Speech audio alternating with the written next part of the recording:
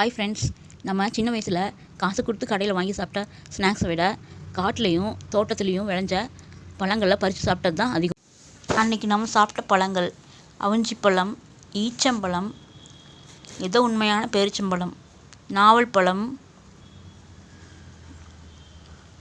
இலந்தை பழம், சுவை அதிகம், கொடுக்காப்புளி, சப்பாத்தி பழம், சப்பாத்தி கள்ளி பழம் தான் சப்பாத்தி பழம், மணத்தக்காளி பழம் அப்படியே குட்டி குட்டியாக கருப்பு கலரில் இருக்கும், வேப்பம்பழம், இது கசப்பாக இருந்தாலும் அதோட சுவை தனி,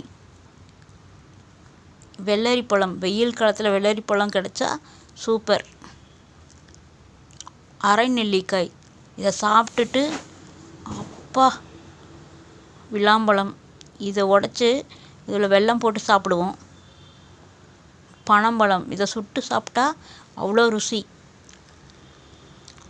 புளியம்பழம், ஸ்கூல் விட்டு வரும்போது மரத்தில் ஏறி பறிப்போம், இது கலாக்காய். இதில் நீங்கள் எதை மிஸ் பண்ணுறீங்க?